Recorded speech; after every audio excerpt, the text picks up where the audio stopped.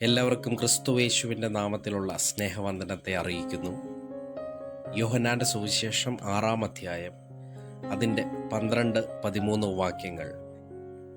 അവർക്ക് തൃപ്തിയായ ശേഷം അവൻ ശിഷ്യന്മാരോട്, ശേഷിച്ച കഷ്ണം ഒന്നും നഷ്ടമാകാതെ ശേഖരിപ്പിൻ എന്ന് പറഞ്ഞു. 5 യവത്തപ്പത്തിൽ തിന്നു ശേഷിച്ച കഷ്ണം അവർ ശേഖരിച്ചു 12 കുട്ട നിറച്ചെടുത്തു. 5 യവത്തപ്പത്തിൽ തിന്ന് ശേഷിപ്പിച്ച കഷ്ണം അവർ ശേഖരിച്ചു 12 കുട്ട നിറച്ചെടുത്തു. ഈ ഒരു വേദഭാഗം, കർത്താവ് ചെയ്ത ഈ ഒരു അത്ഭുത പ്രവൃത്തിയെ എല്ലാ സുവിശേഷങ്ങളിലും നമുക്ക് കാണാം. ഇന്നത്തെ ധ്യാനത്തിന് ആധാരമായി ഞാൻ എടുത്തത് യോഹന്നാന്റെ സുവിശേഷം 6-ാം അധ്യായം അതിൻ്റെ 5 മുതൽ 14 വരെയുള്ള വാക്യങ്ങളാണ്. എന്നാൽ മത്തായിയുടെ സുവിശേഷം 14-ാം അധ്യായം 15 മുതൽ 21 വരെയുള്ള വാക്യങ്ങൾ, മർക്കോസിൻ്റെ സുവിശേഷം 6-ാം അധ്യായം 34 മുതൽ 44 വരെയുള്ള വാക്യങ്ങൾ, ലൂക്കോസിൻ്റെ സുവിശേഷം 9-ാം അധ്യായം അതിൻ്റെ 12 മുതൽ 17 വരെയുള്ള വാക്യങ്ങൾ. ഈ ഭാഗങ്ങളിലും ഇതേ സംഭവത്തെ അപ്പോസ്തലന്മാർ രേഖപ്പെടുത്തി വച്ചിട്ടുണ്ട്. യോഹന്നാൻ 6-ാം അധ്യായം അതിൻ്റെ 5 മുതലുള്ള വാക്യങ്ങൾ കാണാം. കർത്താവിൻ്റെ സുവിശേഷ വേളയിൽ യേശു തിബര്യാസ് എന്ന ഗലീലക്കടലിനക്കരയ്ക്ക് പോയപ്പോൾ ആ പ്രദേശത്ത് വലിയൊരു പുരുഷാരം കർത്താവിൻ്റെ അത്ഭുത പ്രവർത്തികൾ ചെയ്യുന്നത് കണ്ട് യേശുവിനോടുകൂടെ പുറകെ എത്തി കർത്താവിനെ അനുഗമിച്ചു കൊണ്ടിരുന്നു. ആ പുരുഷാരത്തെ കണ്ടപ്പോൾ മറ്റുള്ള ഭാഗങ്ങൾ നമ്മൾ വായിക്കുകയാണെങ്കിൽ ശിഷ്യന്മാർ യേശുവിനോട് പറയുന്നുണ്ട്, നേരം വൈകി, നേരം രാത്രിയാകാറായി, അവരെ ഊരുകളിലേക്ക്, അവരുടെ ഭവനങ്ങളിലേക്ക് പറഞ്ഞയക്കണം, കാരണം അവരിയ്ക്കുന്ന പ്രദേശം മരുഭൂമിയാണ്, നമ്മുടെ കയ്യിൽ അവർക്ക് ഭക്ഷണം കൊടുപ്പാനില്ല എന്നുള്ളൊരു പരാതി ശിഷ്യന്മാർ യേശുവിനോട് പറയുന്നതായിട്ട് നമുക്ക് കാണാം.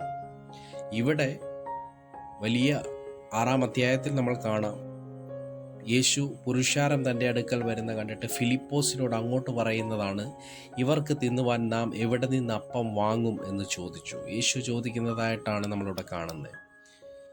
അതിൻ്റെ 6-ാം വാക്യത്തിൽ കാണാം, അവനെ പരീക്ഷിപ്പാൻ അത്ര ചോദിച്ചത്, താൻ എന്തു ചെയ്യുവാൻ പോകുന്നു എന്ന് താൻ അറിഞ്ഞിരുന്നു. ഒരു വലിയ പ്രതിസന്ധി അവിടെ യേശു ശിഷ്യന്മാരും നേരിടുന്നതായിട്ട് നമുക്ക് അവിടെ കാണാം.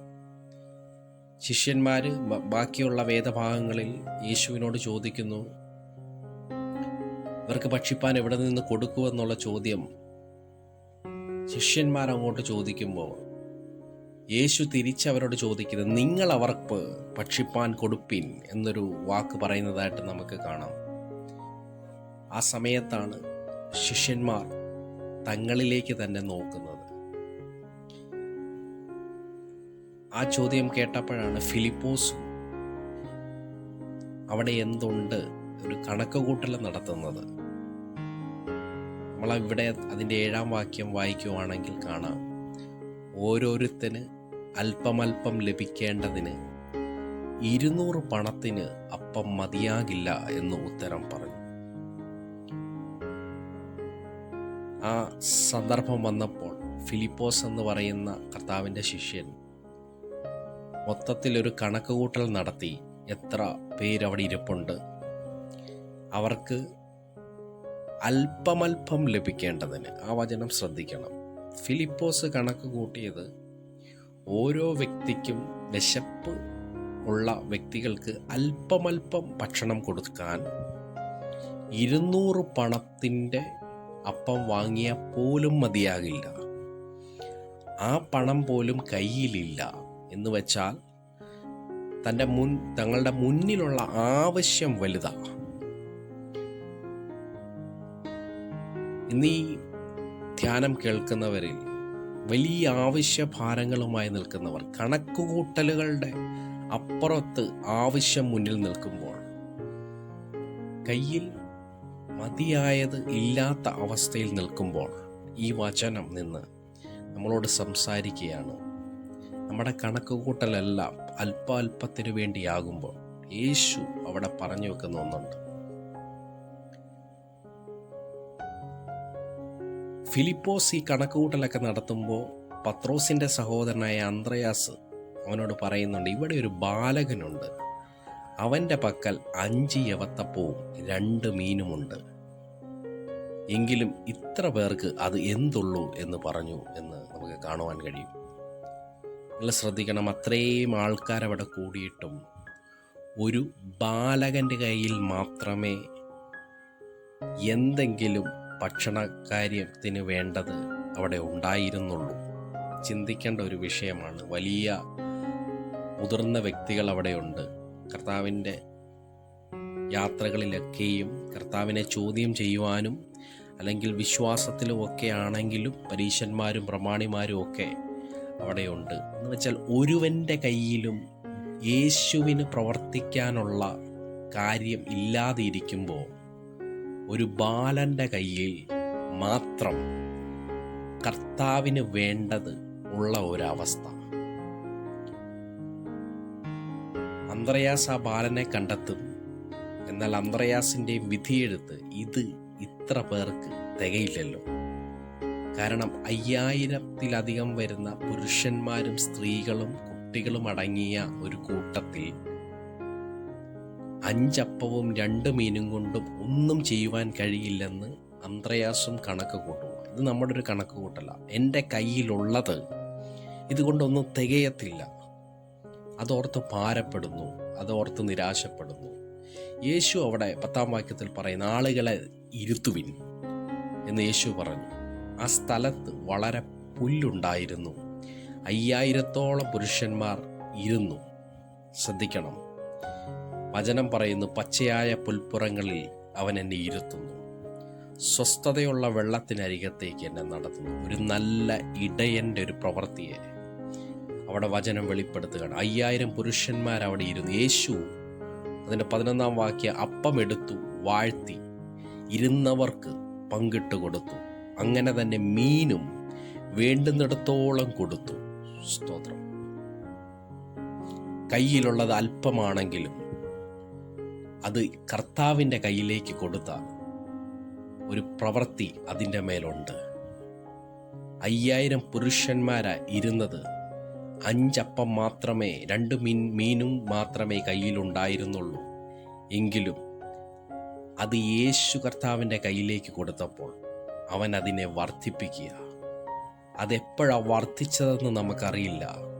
കർത്താവ് കയ്യിലെടുത്തപ്പോൾ അത് 5 അപ്പവും 2 മീനും തന്നെയായിരുന്നു. എന്നാൽ അത് നുറുക്കപ്പെട്ടപ്പോൾ അത് വർദ്ധിക്കുവാൻ തുടങ്ങി.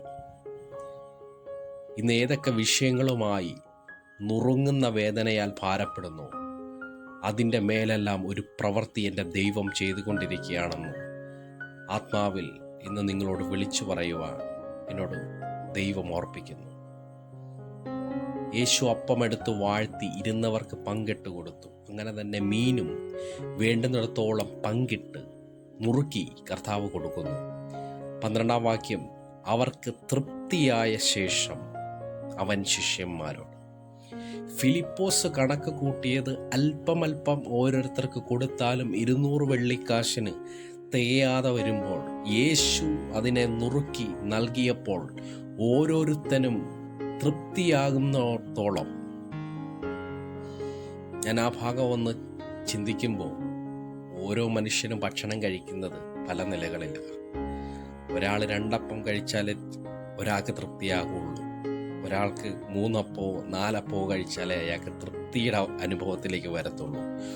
ഓരോരുത്തനും വേണ്ടത് എത്രത്തോളമാണോ അവന് തൃപ്തിയായ പോലെ വിളമ്പിക്കൊടുത്തവർക്കല്ല, കഴിക്കുന്നവന് തൃപ്തിയായ ശേഷം അവൻ ശിഷ്യന്മാരോട് പറഞ്ഞു, ശേഷിച്ച കഷണം നഷ്ടമാകാതെ ശേഖരിപ്പീൻ എന്ന് പറഞ്ഞു. അപ്പോൾ ആവശ്യത്തിന് മാത്രമല്ല കർത്താവ് ചെയ്തത്, അതിലധികമായി ശേഷിപ്പിക്കുന്ന രീതിയിൽ 5 അപ്പവും 2 മീനിൽ നിന്നും കർത്താവ് ആ പ്രവൃത്തി ചെയ്തു. അവിടെയാണ് നമ്മൾ വായിച്ച വചനം, 5 യവത്തപ്പത്തിൽ തിന്നു ശേഷിച്ച കഷ്ണം അവർ ശേഖരിച്ചു 12 കുട്ട നിറച്ചെടുത്തു. ഇന്ന് ആവശ്യഭാരങ്ങളിൽ, ഭവനവുമായിട്ടുള്ള ബന്ധത്തിൽ, സാമ്പത്തികമായുള്ള വിഷയങ്ങളിൽ, രോഗമായുള്ള വിഷയങ്ങളിൽ, മിനിസ്ട്രിയുമായി, ശുശ്രൂഷയുമായി ബന്ധപ്പെട്ട് വലിയ ആവശ്യങ്ങൾ നിൽക്കുന്ന ആരെങ്കിലും എൻ്റെ ഈ വചന ധ്യാനം കേൾക്കുന്നെങ്കിൽ നിങ്ങളോട് തന്നെ ചൂണ്ടിക്കൊണ്ട് ഈ വചനം സംസാരിക്കും. നിങ്ങളുടെ കയ്യിലുള്ള അല്പത്തെ വിശ്വാസത്തോടെ, ആ ബാലകൻ അവൻ അത് ശിഷ്യന്മാരിലേക്ക് കൊടുത്ത പോലെ, അവരത് യേശുവിൻ്റെ കയ്യിലേക്ക് ഏൽപ്പിച്ചതുപോലെ, നിങ്ങളുടെ കയ്യിലുള്ളതിനെ വിശ്വാസത്താൽ കർത്താവിലേക്ക് ഏൽപ്പിക്കുന്നുവെങ്കിൽ കർത്താവ് അതിൻ്റെ മേലൊരു വലിയ പ്രവൃത്തി ചെയ്യും. ഇന്ന് പകൽക്കാലം ആ പ്രവൃത്തിക്കായി നമുക്ക് കണ്ണുകളെ അടയ്ക്കാം. പരിശുദ്ധനായ ദൈവമേ, ഈ ജനത്തെ അനുഗ്രഹിച്ച് ഞാൻ പ്രാർത്ഥിക്കുന്നു. കർത്താവെ, കയ്യിൽ അല്പം മാത്രമേ ഉള്ളൂ, എങ്കിലും പ്രവർത്തിക്കുന്നൊരു ദൈവം ഞങ്ങളോട് കൂടെയുണ്ടല്ലോ.